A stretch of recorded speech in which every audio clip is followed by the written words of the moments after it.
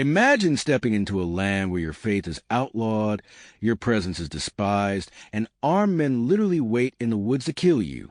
Now imagine doing it willingly, without armor, without guards, without fear. That was Francis de Sales. At only 26, he volunteered to enter the most hostile territory in Europe, where every road, every doorway, every shadow held danger.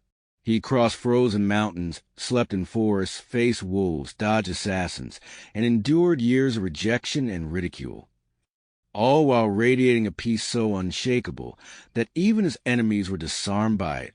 His mission should have ended in martyrdom. Instead, it became one of the greatest spiritual victories in church history. This is the astonishing story of a man who walked straight into death and smiled. He drew his first breath on August 21st, 1567, in the Château de Sales near Thorns, a sturdy estate perched in the rugged beauty of Savoy. His father, François de Nouvelles, Lord of Boisy, envisioned a future of military glory and political advancement for his eldest son. His mother, the noble and pious Françoise de Senez, whispered far gentler dreams into her child's heart, dreams of virtue, of sanctity, of quietly doing God's will. The infant had a delicate face and a solemn calmness unusual for a newborn, and the midwives spoke in hushed tones about the way he fixed his gaze on faces, almost as if studying them. His mother kissed his forehead and prayed aloud, "Lord, take this child for yourself if you desire." She did not know then how literally heaven would take her words. Francis spent his childhood beneath stone arches and orchard trees, running between tutors and chapel stalls, his mind absorbing languages, history, fencing, horsemanship, and music with remarkable ease. Records of these earliest years are not abundant, but what remains paints the picture of a boy with a strangely contemplative heart. Servants later testified that they would often find him alone in the castle chapel, his small hands folded, his eyes fixed on the crucifix with an intensity that seemed far beyond his years. Once, when he was perhaps 8, his mother found him kneeling there after a long absence. She slid beside him and whispered, "What troubles you, my child?" He simply answered, "I am thinking about how to love God more." She said nothing more, fearing to disturb the mysterious work already unfolding in his soul. Yet Francis was no fragile recluse. He excelled physically, loved horseback riding, and trained rigorously in swordsmanship, as any noble son must. His father watched proudly as he grew taller, stronger, more elegant in movement, more commanding in presence.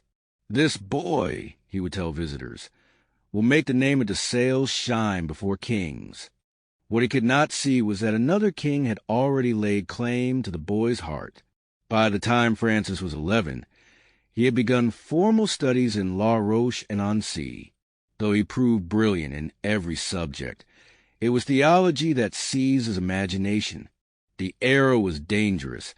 Europe was scarred by the Reformation, and Savoy, Catholic yet surrounded by tensions, felt the tremors of doctrinal warfare. The air itself seemed to crackle with competing ideas, arguments, and the fierce urgency of a church fighting for its soul. Francis absorbed all of this with deep seriousness. In 1580, when Francis was 13, his father sent him to Paris to complete his education at the prestigious College de Clermont, run by the Jesuits. This move would shape his life in ways neither parent could have imagined. Paris was dazzling and dangerous, filled with intellectual giants, devout scholars, fiery Protestant agitators, dueling noblemen, and political intrigue. It was a world of intense spiritual and philosophical ferment, and Francis stepped into it with youthful confidence. But something soon shifted in him. One winter evening, after attending a lecture on divine predestination, a heated theological topic at the time, Francis walked back to his lodging with a cold tremor in his chest. The lecturer's interpretation, leaning toward the Jansenist severity that would later trouble the Church, emphasized a small number of the saved and the terrifying possibility that God predestined many to damnation. For most students, This was merely another intellectual exercise.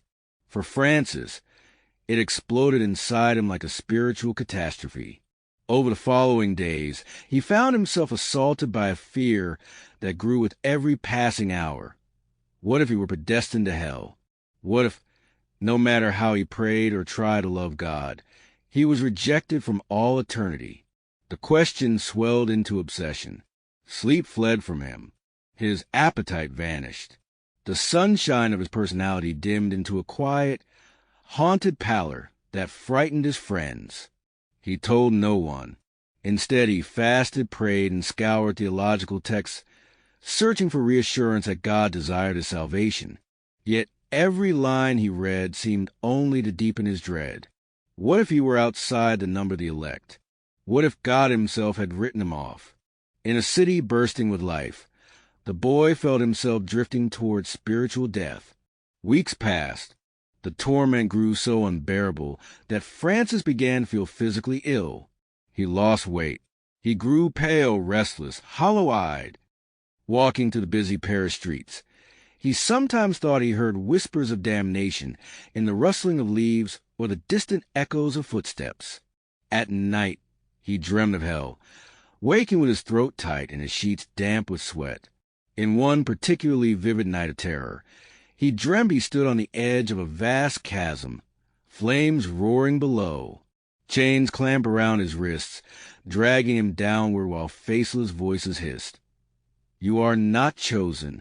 You were never chosen." He awoke screaming. For the first time, he considered that he might be losing his mind. He stopped attending social gatherings. He avoided laughter. He feared becoming attached to anything beautiful, lest it distract him from preparing for eternal misery. Even music, which he had once loved, now pierced him like a blade. He believed he must accept his destiny. Hell, the grief of that belief nearly destroyed him. But grace was waiting. One cold afternoon, driven by desperation, Francis entered the church of St. Etienne d'Escars. The church was dim, quiet, nearly empty. He knelt before a statue of the Blessed Virgin Mary, Our Lady of Good Deliverance, and collapsed inwardly like a man dropping his final shield. He whispered, "If I must hate you in hell, then let me at least love you here." The words broke something open inside him, and for the first time in months, his tears flowed freely. There, trembling, he recited the Memorare. "Remember, O most loving Virgin Mary, that never was it known that anyone who fled to your protection, implored your help, or sought your intercession was left unaided." He poured the prayer out with a desperation that bordered on collapse. And then it happened. A sudden warmth flooded his chest. Not a physical heat, but something deeper, an unmistakable infusion of peace, like a hand gently lifting the crushing weight off his soul. The despair dissolved instantly, like frost under the morning sun. He felt with absolute clarity that God loved him, not theoretically, not conditionally, but personally, tenderly, eternally. He rose to his feet transformed. Joy flooded him so sharply he almost staggered. The fear of damnation vanished and never returned, replaced by an unshakable trust that God desired only his good. This moment, his mystical conversion, would shape every word he later spoke, every sermon he preached, every soul he consoled. He knew now, through experience, that divine mercy was stronger than any terror. When Francis returned to his studies, his companions were astonished. The pale, haunted boy had become radiant, calm, confident, quietly joyful. He threw himself into theology with renewed purpose, but now with a gentleness that surprised even his professors. If someone proposed a harsh theological opinion, Francis responded with careful nuance. If a classmate struggled with doubt, he offered comfort born from the battlefield of his own heart. Some evenings he stayed in the chapel long after others had left, his face illuminated by the flickering candlelight as he prayed for the salvation of souls. His spiritual director later wrote, Francis received in that moment despair a grace that made him forever tender toward the suffering of consciences. But God was preparing him for even greater trials. His father, envisioning a prestigious future, ordered him next to study law in Padua. Francis obeyed, traveling across mountains and rivers to the university city, where intellectual brilliance mingled with political ambition. In Padua, he gained renown for his sharp mind, elegant speech, and astonishing memory. Professors predicted he would rise quickly in the courts or even in royal service. His father wrote proudly, "My son will be a great magistrate. All of Savoy will know his name." And yet, even here, even as he mastered civil and canon law, Francis felt another calling pulsing quietly beneath his ribs. He had glimpsed the sweetness of God's mercy. He wanted to spend his life bringing that sweetness to others. He wanted to heal the scrupulous, lift the despairing, enlighten the confused. He wanted to be a priest, but he feared his father's reaction. Lord Boise had sacrificed enormous resources to cultivate his son's career. He expected Francis to marry well, inherit lands, and secure the family's political influence. The priesthood, poor, humble, socially limiting, was the opposite of everything he wanted for his eldest son. So Francis kept his desire hidden, praying silently that God would open the path. Meanwhile, something else was growing in him, a profound gentleness that seemed almost supernatural. Where others argued with force, he persuaded with warmth. Where others imposed, he invited. Where others condemned, he consoled. He was becoming, without realizing it, the perfect antidote to an age of violence and division. His mystical life also deepened. During prayer, he often felt a quiet interior voice urging him toward surrender, toward trust, toward the priestly vocation he feared to speak aloud. Once, while praying in his small room, he felt the presence of God so intensely that he felt his knees and whispered, "Take all, Lord, all. Only let me love you." He later described this prayer as the moment his heart became pliable in the hands of God. At 24, having completed his law degree with distinction, he returned to Savoy. His father greeted him with triumph. The court of Chablais opened its doors to him. Noble families sought alliances with him. Suitors whispered about potential marriages.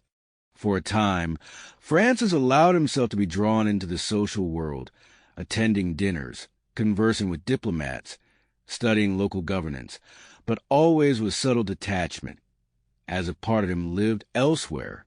Finally, unable to contain his calling any longer, he approached his father. One evening, he entered Lord Boise's study, with a fire crackled beneath a heavy mantle carved with a family crest. His father looked up with pride, expecting perhaps a request for permission to pursue political office. But Francis knelt. "My father," he said quietly, "I desire to give my life entirely to God. I wish to become a priest." The words fell into the silent room, like stones into deep water. Lord Boise stared at him in stunned disbelief. Then anger flashed across his face. He stood abruptly, pacing. "A priest? After everything I have invested? After the education, the training, the expectations? You are my heir. You are responsible for the family. Do you understand what you are throwing away?" Francis remained kneeling. "I understand, Father, and I will do nothing against your will. But the Lord has called me, and I must at least speak the truth of my heart." His father refused. He tried persuasion, then anger, then icy disappointment. But Francis did not argue. He served the household diligently, fulfilled every expectation, said nothing more about vocation, and prayed. He prayed with persistence that felt less like effort and more like surrender. His father eventually appealed to a family friend, Louis de Sales, the Bishop of Geneva, who resided in Nancy, due to Calvinist control of Geneva. To Lord Boise's shock, the bishop responded with delight. "If God calls him, who are we to resist?" The bishop then spoke with Lord Boise privately. Their conversation is not recorded in detail, but ended with a sigh, a long silence, and finally a reluctant nod. Lord Boise, heartbroken but defeated by grace, approached his son the next morning. "If this is truly God's will for you," he said softly, "then I give you my blessing." Francis embraced him, tears in both their eyes. He was finally free to say yes to God, and the world, though it did not yet know it, was about to be transformed by that yes. The day Francis received his father's blessing, something in him seemed to exhale for the first time in years. His entire youth had been marked by a quiet struggle between the world that expected him and the God who awaited him. Now, stepping out of the family castle and descending the hill toward Annecy, he felt lighter, almost weightless. Birds spiraled above him in the morning sky, and he whispered, "Lord, I am yours. Do with me as you will." The Bishop of Geneva, who had long admired Francis's intelligence and gentleness, welcomed him warmly. Before ordination, Francis was appointed provost of Cathedral Chapter, an unusually high position for such a young man, and one his father insisted upon to preserve family honor.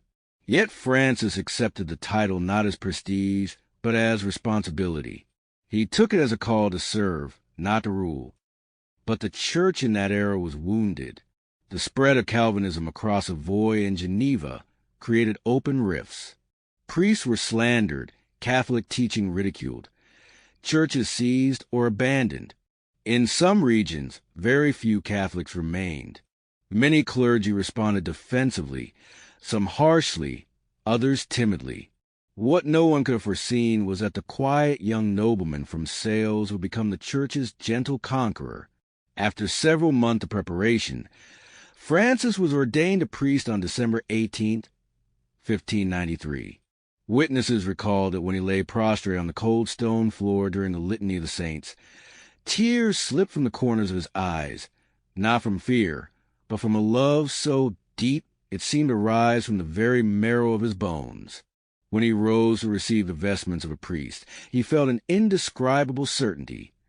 This is what I was made for. His early priesthood unfolded with a simplicity that amazed those who knew how refined his upbringing had been. He visited the sick, served the poor, taught children, and preached with gentleness that drew people irresistibly. But soon God asked him for something far more difficult.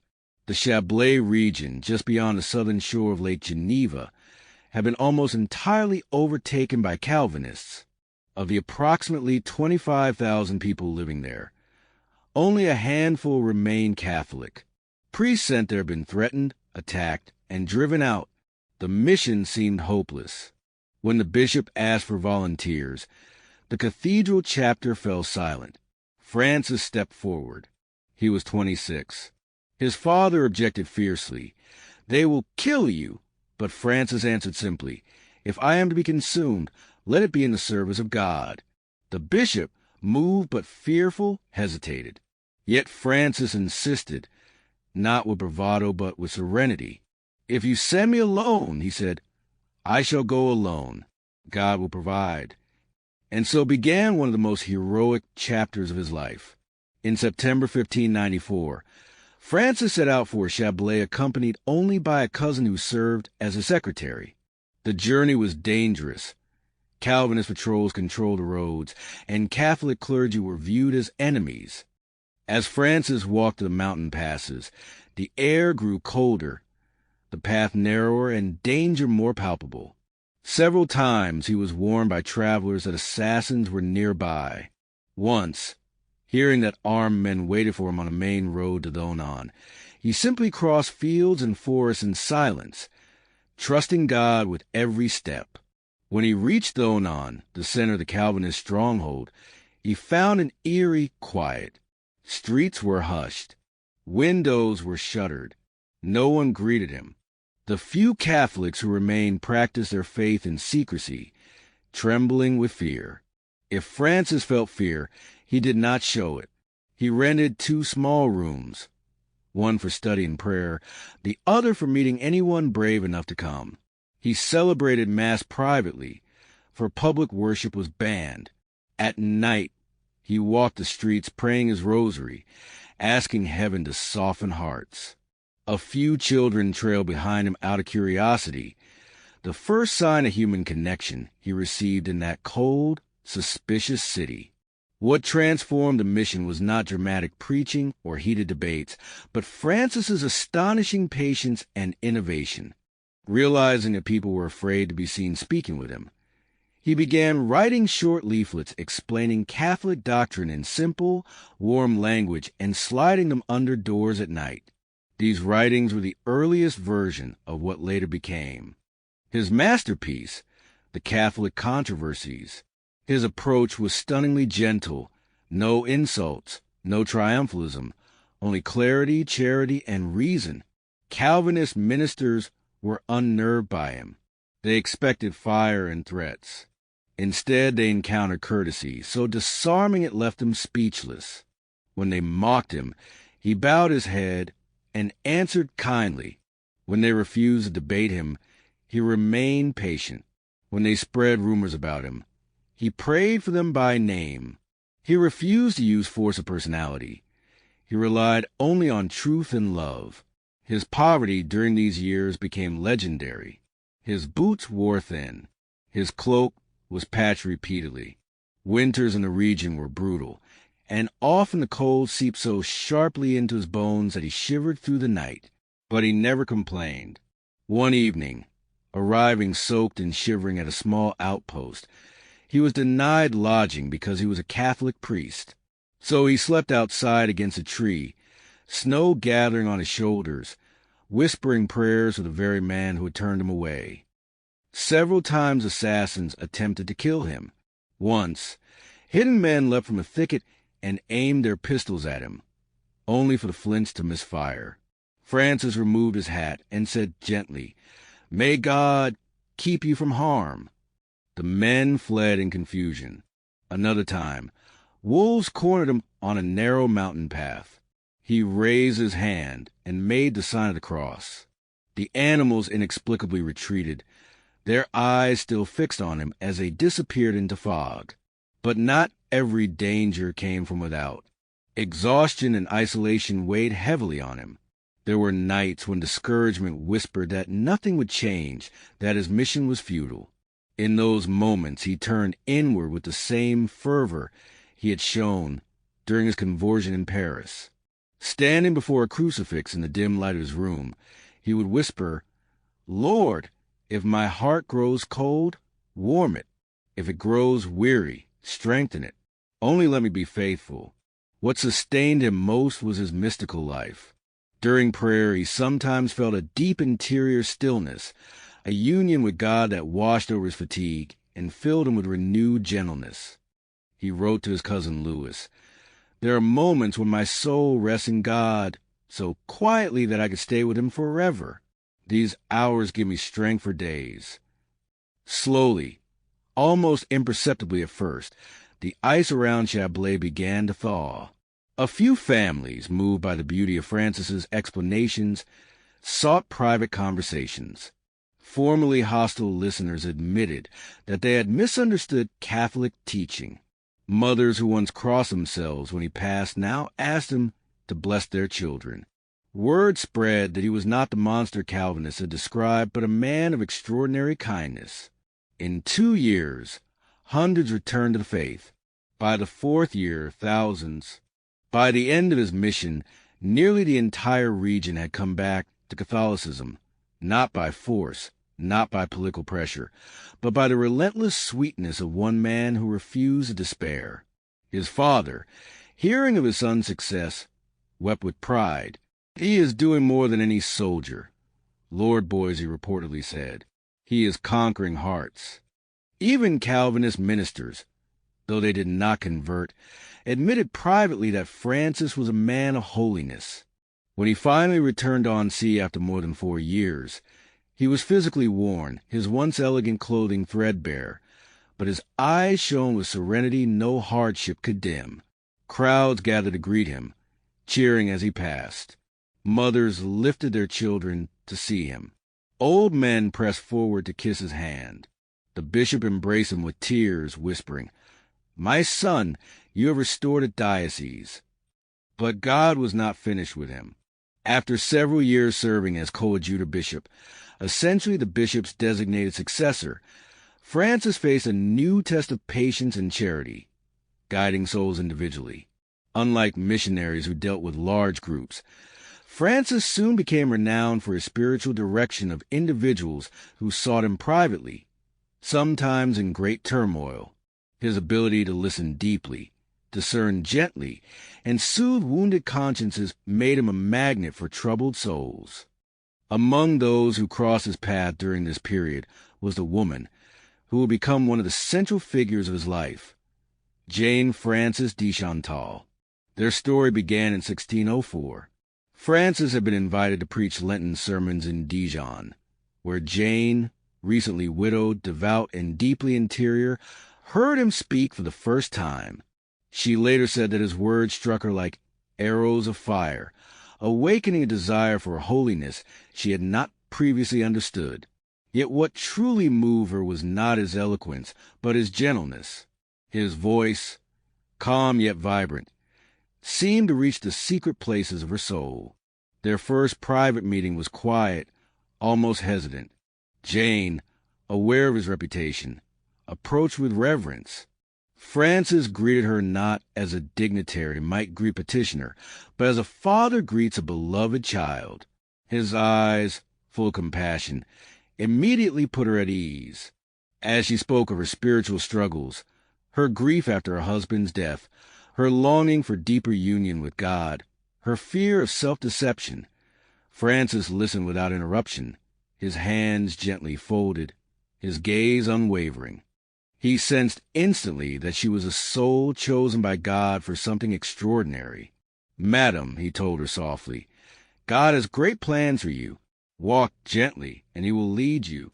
Over the next years, their friendship blossomed into one of the most beautiful spiritual relationships in church history, a bond of absolute trust, mutual affection, and collaboration in holiness.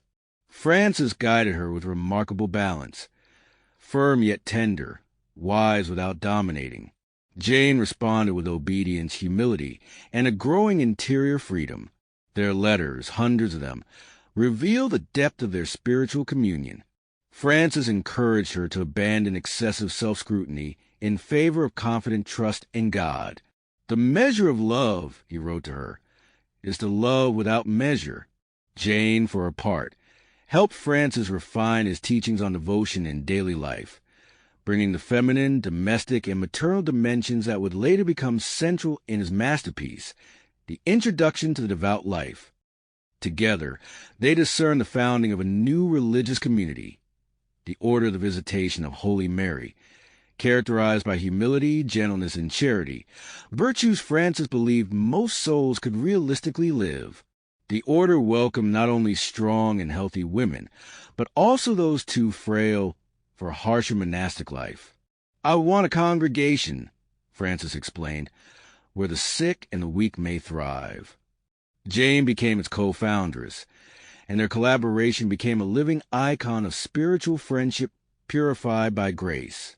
Yet even amid this flourishing, Francis's life was not free of suffering. His responsibilities as bishop increased dramatically after he officially succeeded to the episcopacy in 1602. He traveled constantly, preaching, confirming, reforming clergy, restoring churches, comforting the dying, mediating conflicts, and guiding countless souls. His physical constitution, never robust, grew weaker under the strain, but he never slowed his pace. He wrote tirelessly. His letters, sermons, and treatises poured forth with the same gentleness he embodied in person. His most famous work, The Introduction to Devout Life, published in 1609, became an immediate sensation. Unlike other spiritual manuals, it was not written for monks or scholars, but for ordinary people, merchants, widows, soldiers, noble women, bakers, politicians. He insisted that devotion was not only possible in the world, it was meant to flourish there. Bloom where you are planted. He urges readers. Nothing is so strong as gentleness, and nothing so gentle as real strength. But beneath the calm elegance of his writing lay a man who often prayed long into the night, kneeling in cold chapels, pouring out his fatigue, his aches, and his longing into the heart of Christ. His mystical life deepened. At times, in his diaries, he described moments of profound spiritual union that left him trembling with love. Yet he rarely spoke of these experiences publicly. They were treasures he kept hidden, as one hides jewels meant only for the beloved. By his mid-50s, his body had begun to carry the cost of his enormous labors. But his soul burned brighter with every passing year. The final act of his earthly story was approaching, though he did not yet know it. By the time Francis entered the final years of his life, he had become a man whose very presence softened hearts. The people of Annecy spoke of him in whispers of awe, how he walked through the streets with his small, humble stride, blessing children, greeting the elderly by name, listening with his whole soul to anyone who approached him. Even the hardened or cynical seemed unable to resist him. His voice retained its quiet warmth, and his eyes, though fatigued by years of labor, held the same gentleness that had conquered Chablais. But beneath this peaceful exterior was a bishop who lived in constant motion. His schedule would have crushed a lesser man. Confessions before dawn, preaching throughout the day, correspondence late into the night, spiritual direction for nobles and peasants alike, and frequent diplomatic missions on behalf of the Duke of Savoy. Jane Frances de Chantal once wrote to him, "Your body is mortal, my father, yet you live as if made of air and fire." She was right. His charity made him tireless. His interior life gave him strength, and his love for God acted as both anchor and wind. He traveled constantly, even when the roads were treacherous with snow or thick with mud. His small horse trudged faithfully through mountain passes, Francis murmuring prayers for his flock as he went. More than once he rode through the night to reach the bedside of someone dying. He believed with all his heart that a soul in its final hour deserved everything he could give. Despite his broad responsibilities, he never allowed them to overshadow his deepest mission, guiding individual souls. People flocked on sea from across Europe to speak with him. Some arrived in despair, convinced they were beyond forgiveness. Others came carrying wounds that had festered for years, scruples, resentments, secret sins, or fears they dared not confess to anyone else. Francis greeted each of them with the same serene hospitality. He listened as if time had stopped, as if nothing in the world mattered except the trembling soul before him. His words flowed gently, never forcing, always inviting. To one hardened man who mocked religion, Francis simply said, "God has waited 20 years for you. Can you not give him 1 hour?" The man wept. To a young woman plagued by scruples, he repeated with fatherly affection, "Do not look at your imperfections except to humble yourself. Look at God's goodness to fill yourself with confidence." To a nobleman drowning in ambition, he said, "Leave the future in God's hands. He will unfold it gently, as the rose opens in the morning sun." To Jane de Chantal, his spiritual daughter, he wrote with unparalleled tenderness, "Let's be what we are, and be that well, to glorify the Master whose workmanship we are."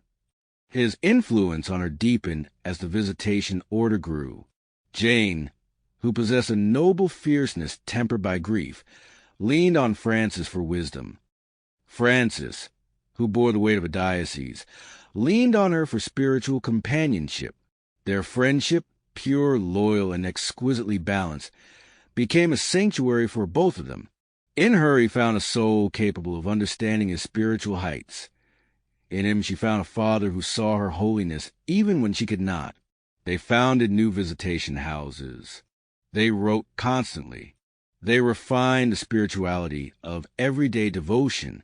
And as the order blossomed, Francis's own writings multiplied, pouring forth from his pen with the grace of someone who had spent decades listening to human hearts and to the whisperings of God. His treatise on the love of God, published in 1616, was a fruit of years of contemplation. Pages saturated with theological depth, yet sweetened with the gentleness that had become his signature. But the cost on his body increased. By 1618, he began experiencing episodes of weakness. His heartbeat sometimes fluttered unpredictably. He felt pressure in his chest after long journeys. His friends begged him to rest. Francis simply smiled and said, "I will have all eternity to rest." He pressed on, writing, preaching, writing, until even the youngest priests around him struggled to keep up. In the winter of 1622, at the age of 55, Francis accompanied the Duke of Savoy to Lyon for political negotiations. He disliked the pomp of such travels, but understood that charity required him to accompany those in authority when peace was at stake. Jane de Chantal, now the superior of the Visitation Order, hoped he might take advantage of the trip to rest a few days in one of their convents in Lyons. He arrived not at the luxurious quarters offered by the nobility, but at the simple Visitation Convent, choosing to lodge in the gardener's small, chilly cell. The sisters were distressed at seeing their beloved founder accept such discomfort. One of them, tears in her eyes, whispered, "My Lord Bishop, at least allow a fire to be lit." Francis shook his head gently. "A gardener's room is warmed by humility," he said, "and that is enough for me." He spent those days as he spent every day, hearing confessions, comforting visitors, meeting with priests, writing letters, encouraging the sisters. They remembered him sitting in their parlor, his cloak draped around his shoulders, speaking in his soft voice while exhaustion clung to him like a shadow. Yet even in fatigue, something luminous emanated from him, a peace that made the very air feel calm. On December 27th, his final day fully active, he celebrated Mass for the sisters. His movements were slower, his breathing slightly strained, but his eyes burned with the same devotion they had always held. During the elevation of the host, witnesses said his face seemed to glow with an interior light. It was as though he was already half in heaven. That afternoon, he met with several visitors, one of whom was a young man wrestling with anger and resentment. Francis listened patiently, then spoke with surprising firmness. "God wants your heart. He wants it whole, not with pieces withheld in bitterness. Forgive, and you'll be free."